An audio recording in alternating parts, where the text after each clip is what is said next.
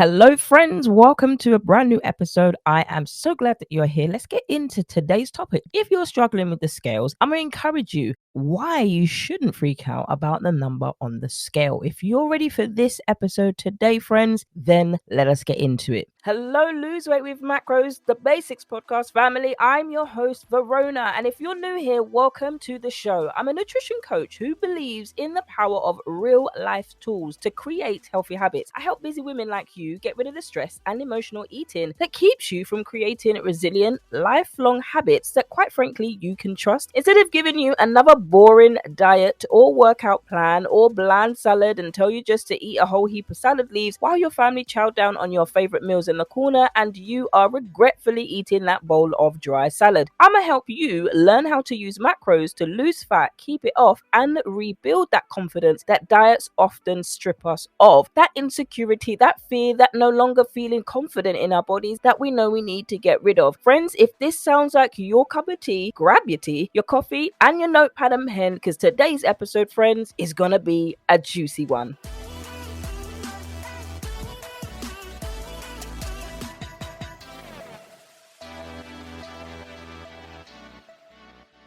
Before we get into this episode, I am going to start off by saying there are some women who cannot use the scales because they are actively working through anxiety. Now, I am not that kind of coach where I will force you to stand on the scale if you don't want to, but I am very aware that there are women who have had bad experiences from coaches or personal trainers who have forced you to do things, and that has wreaked havoc with your confidence. Now, the way I teach my clients is to address that thing, the confidence issue. So empowering you to make the decision whether you then choose later on down the road to actually stand on the scale, because disarming power of the thought and being able to know that actually it's just an object and we've all purchased a scale for a particular reason, which is to see how much we weigh. And that is all the scale is. But if you're somebody who is actively working with a dietitian or you're working through therapy because that triggers certain behaviors and certain anxiety disorders, I'm not diagnosing anybody here, but if that's personally you, then this episode probably wouldn't be for you. But you'd probably know that by the title of this episode. But if you're somebody who is standing on the scale and you get on the scale and you're like, oh my goodness, I've gained 5 pounds, and you suddenly start to think, right, I've just gained 5 pounds of fat, and then you start to talk over and over again. I'm the type of coach that will break down things and actually get you to see what could it actually be. We often know what it is. We tend to eat way more than we need to, and then that's where the scale has caught up with our eating habits. Recently, I talked about cheat days and why cheat days are sabotaging your macros. That can often, if you're constantly overeating more than your body burns, that is just how we gain weight. And there is this notion where we blame the scale, where lots of women in certain communities, or there's just this belief that the scale is the devil, throw it away. It's none of those things. At the end of the day, we have to remember, why did you buy the scale? You bought the scale because you know that this scale is created for you to measure your body weight. But the minute that you don't like the number on the scale, you then start to say, actually, it's the scale's fault. The scale's not your friend. The scale is a liar. How? How can you start to attribute all of these names to the scale? I'm not apportioning blame here. You actually bought it for a reason. And so it's about breaking down, where do we get that thought pattern from? Where do we get these beliefs from? And addressing those beliefs. Because we continue to believe a lie, we will stay stuck in that and constantly stay surrounded in this nice area. We want to hear the nice things and the niceties. And so I want to encourage you, number one is, don't freak out about the number on the scale. The scale is a piece of equipment that gives you data about your body at the time that you stand on it. It cannot tell you how much you're worth. It cannot tell you any of these things. It cannot tell you how many calories you've been eating or how consistent you've been in tracking your macros. It cannot tell you all of those things. And so what this issue is here, it isn't the scale, it's a mindset, and we have to address that. So as a mindset coach, this is probably going to be a mindset episode. I encourage you to bring out your notepad and pen, but in our minds, we often have a view of ourselves that is not a reality. So for example, even if that view of ourselves is a negative view, the more that we begin to believe that negative view, we see it as if it's a truth and a reality. And so when we stand on a scale and we're not confident in ourselves, we're insecure with the way that we look externally, makes us feel internally then we begin to project that and we begin to live out those negative feelings. The key is to address those negative feelings. Where are they coming from? And many of us, if they're attached to painful memories and painful roots, we don't like to go there. Some people call it don't poke the bear, others going to wake up more things than you're equipped to deal with. That's where you deal with those things in the context of counseling, therapy, counseling. These things and these people are actually qualified to teach you and to support you ways to be able to navigate through those things. One of those ways is it actually true? So you can stand on the scale and see that you gained 5 pounds seemingly of fat overnight. I'm going to tell you that that is not scientifically possible. If you've started to have consistent habits over a few weeks, consistently overeating, then standing on that scale and consistently seeing that particular number after a consistent period of time, then it's likely that you've gained fat from your habits the weeks beforehand. We often forget about what we've done. We often forget about how we've eaten, but we just see that moment and then the world comes crashing down. But it's not about getting caught up in that, oh my gosh, I've gained fat in 24 hours. Let's appropriate the scale to what it is. Now, again, before we continue with this episode, I am not talking about anybody that has actual anxiety based issues that they have to work through with somebody that's qualified. That's not what I'm talking about here. I'm talking about people who apportion blame for your habits and the way that you eat. The scale is not your friend. It's not human. So stop trying to apportion blame to something and then start to actually work on what it is that actually is causing you to gain weight in the first place. Number two, think of your body as a bank account. Don't withdraw more than you deposit. That's the same thing when it comes to eating and nutrition. Think of your body as a bank account. You want to be able to deposit things that help interest grow. We don't want to get into that position where we're paying for something, but the returns that we're getting are little to none. That's often we're paying for a gym subscription we don't use, or we're paying for a weight loss system or a diet that we constantly believe in, but we're actually not seeing the return on our investment. Our investment is going to the pockets of the corporate owner. Number three, focus on what you can do rather than what you can't do. What you cannot do is change what the scale was originally designed for. Sometimes is where we feel helpless. We cannot seem to control what goes in our mouths, seemingly, but we actually can. We feel out of control around food. This is the one thing that you expect that you should be able to control. But the reality is, you cannot control the number on the scale, and that scares you. You don't like that. You don't like being out of control, especially when it comes to this innate object. And there are others on the extreme who would say, this thing ain't going to have power over me. A little bit like those women power threw off the bras and they just swung them in the air and they burnt the bras. You just kind of get into that movement and you tend to swing to women who have the same notions as you. And so you empower one another. But what are you empowering each other to actually do? Are you empowering each other to actually grow? Or are you empowering each other to actually stay the same and then blame something because you're never really actually addressing why you're overeating and why you're gaining weight consistently? So when you're apportioning blame to an external object, it makes us feel like, okay, that's not going to control me. There are other women who go to the doctors and they say, I refuse to see the number on the scale. Why? Why is it that you refuse to see the number on the scale? What is the reason? What will actually happen to you if you choose to look at the number on the scale? Because the reality is nothing's going to happen. You might say, well, nothing's going to happen if I don't look at the scale. Yeah, that could evidently be the case. However, if you continue your habits that you're doing, that the doctors is concerned for, then there is going to be something when you don't look at the scale. So when we put ourselves in this space of protective mode, trying to focus on the things that we actually feel like we can change, it's in my control to tell the doctor, no, I absolutely don't want to see the number. If that's what you choose to do, that's on you. But I'm challenging the woman who's in that position, and I'm asking you to actually really ask yourself, what is it about the scale number that I don't like? Why don't I like seeing it? What will happen if I actually addressed the reality of my weight on the scale, what it said according to this moment, give or take a few pounds? Because by the time you get to the doctors, you take off your shoes, or you might even weigh with your shoes on, you're clothed. So you're going to weigh a little bit more. They'll fluctuate about 5 or 6 pounds anyway. But why is it that you don't actually want to see that number? That's a question that you have to ask yourself. What is it that you think will happen to you if you face the reality of how much you weigh? I'm not talking about haze. I'm not talking about health at every size here. That's a body positivity movement. That's not something that I follow. I'm talking about the reality and why we are afraid to do that. Now, instead of focusing on things you can't change that you desperately want to change, focus on what you actually can do. can you get real and actually ask yourself, what is it that I'm afraid of? When you highlight what those fears are, then you're in a position to actually make some change. Why do I eat too much?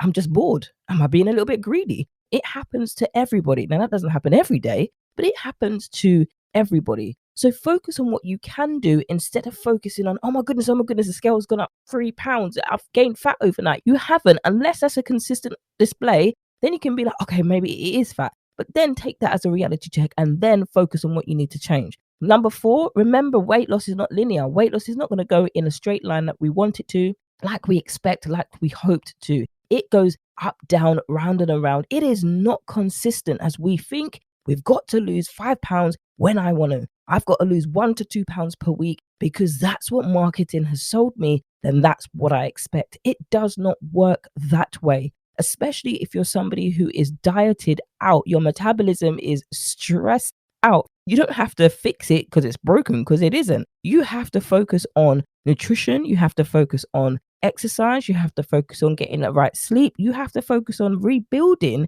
what chronic dieting has done. And that takes time. You might hear that as reverse dieting, but you're not even focusing on losing weight. So when clients come to me and they are under eating, there's no way I'm giving you a calorie deficit. So if you're chronically under eating and you're eating 1,200 calories and you're expecting me to come and give you less, this program, Focus on the Fat Loss, is not for you. Don't sign up for this program, because unless you're ready to have more food, then this is not going to work for you. If you're expecting to get less than that, I'm not your coach. And I will absolutely not do that for anybody.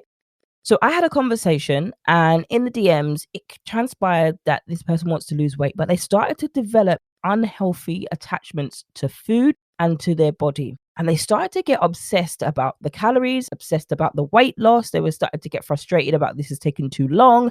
They've got a bucket load of weight to lose. And then they found a coach. And let me tell you, you need to choose wisely. Even if the coach is a little bit more expensive than you'd like, if that coach is going to tell you as it is, then that's the type of coach that you need. You don't need a coach that's going to add to your distressors already, because that's just going to make you worse, and you've already given the coach their coin and they don't have to see you again. So even if the meals look great, even if the meals look nice, if you're starting to develop thoughts and patterns of behavior where you're constantly thinking about food, it isn't always this case, but most of the time it's a sign that you may be under eating. Ironically, in this conversation, they were eating really low calories for the age, their weight, their height, and the activity that they were doing. So instead of now just focusing on what to do for fat loss and how to eat healthy, they've now got the added pressure of over complicating things, and I'm over worrying about food. I'm constantly thinking about food.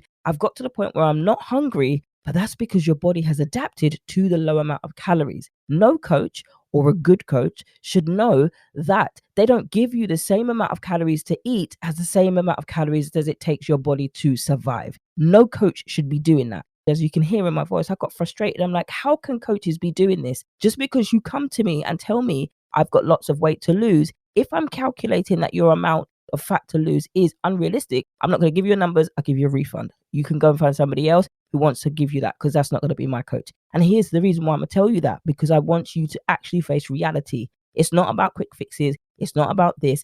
It's not about trying everything you can drastically. You want to be able to leave me better than the way that you came in, not leave me worse. Point here is this: remembering that weight loss is not linear. It is about knowing that if you're coming to a coach, expect this coach to tell you no, even if you want it. It's not because you don't deserve it, or it's not because any of those things. When a coach is telling you no, in my professional opinion, I'm happy to give you a calorie deficit, not this drastic, because it will add more issues than it's worth. If you don't want to take that, that's absolutely okay. Here's the refund. So be it. That's how I operate as a coach. Well, I'm not here to tie into your already existing insecurities about your body. I'm here to help you combat those issues. Number 5, remember why this is important to you personally. Now, many of us have personal reasons. I want to stay around for my children longer. I want to be able to keep up with my children. If they're running, I don't want to have to keep stopping and starting and catching my breath to a point where I feel like, oh my gosh, I'm about to expire. And all of those things are fantastic reasons to want to be able to lose weight. But none of those reasons justify freaking out over the scales. When it comes to the number on the scale to fluctuate and to change, up to 5 to 6 pounds per day. Those of us who are still in that menstrual stage, phase of our lives, it can happen. The scale can fluctuate. You can start to get cravings beforehand. There's loads of things about the hormones in terms of menstrual cycles before and after. It's amazing. If you want to learn how that works, have a look at that. Do some research about training and the types of training to do. It's encouraged not to do strenuous training like strength training, like high intensity interval training when you're due on. Sometimes it's the week before, sometimes it's the week of. There are parts of your cycle, the luteal phase. Have a look into all of those things to see what's best for you. But if you want the specific approach, then speak to those people that can actually customize it, take bloods, actually see what's happening to you and your hormones when you're in that. They can also check things like your metabolism. My blood test is coming in a few days and I'll get to see my results. Literally, it was a year ago that I've ordered it again 1 year later. I'm talking things about diabetes markers, hormones, T3, the thyroid, the cholesterol, triglycerides, all of the cholesterol levels, everything is checked in there. Why? Because so often we focus on the external that we forget what's going on internally. We tend to worry about scales going up 2 or 3 pounds. But what about clogged arteries? But what about type 2 diabetes that the doctors are concerned about? Let's appropriate things because the scale is minor compared to these things. And that's probably why many women are afraid to see the number on the scale, because they fear that it's a reality that they have to face. But it's better to face that reality and have an option and a chance to deal with it before that chance gets taken away. And then you're in a position where if I only stood on the scale, if I only learned sooner, if I only did something sooner. Let's not get into that if I could have, should have, this, did that. Let's do it now. You be confident. It doesn't mean that there's anything wrong with you. It just means, right now, to see this, I don't like the number on the scale. Absolutely. Because in my head, it starts to be like, well, how could you get yourself to do this? You just let yourself go. You're so fat. You're so this. So the people who are chatting nonsense in your head, tell them to shut up. Tell them to settle down and tell them to relax. You don't need to prove yourself to anybody. The scale is what you bought it for. You bought it to see how much you weighed. Might be from the time that you bought it to the time that is now, you've gained over 100 pounds. It is what it is. Now you take the L and you make those changes. You can absolutely lose the 100 pounds. You can absolutely do things to build your confidence, to lose 5 pounds, to lose 10 pounds, 50 pounds, 20 pounds. It will be slow, steady, but you bet your bottom dollar that you're going to lose it. But you have to take the step and you have to acknowledge some things. Is it going to be uncomfortable? Yeah, bet it is. It absolutely is. I had to go through counseling to do mine. Not a single regret. Why? I wouldn't be here if I didn't do all of that counseling. I struggled with all of those things. I'm not perfect. There was a time when I injured my rotator cuff and I stood on the scale. The thoughts still came back to my mind, but I had to take captive those thoughts, because if I continued and allowed myself to get caught up in that, I'd be sent off to a faraway land and I wouldn't be here. The point is, yep, have you gained 100 pounds? Yeah. Do I feel uncomfortable? Yeah, that too. Do I like it? Nope. Am I ready to change? That is the question. Not getting caught up on a number. It's hard to do, absolutely. And I tell you that self-sabotage and I tell you those insecurities will want to continue to keep you stuck in that place. But there's nothing that can happen to you if you look at that number. Absolutely nothing other than growth. You are the only one who can make that choice. What choice are you going to make? And that, my friends, is the end of today's mindset episodes. Why you shouldn't freak out about the number on the scale and how you can change it. And that, my friends, is all we've got time for. I can't wait to see you in another episode. Friends, we've come through to the end of today's episode. I hope you learned something valuable from today's episode and can put it right into practice now that the episode has ended. If you found value in this episode, do share it with somebody else who can also benefit from today's episode. My friends, don't forget to download your freebies over on the website vanutritioncoaching.co.uk and also be in with a chance of coming live on air with me to get yourself some free Coach Fridays by leaving your question over on the brand new podcast page. vanutritioncoaching.co.uk/podcast is where you can leave me a question and I'll answer it over here on one of the episodes. And that's all we got time for, friends. I can't wait to catch you in the next episode.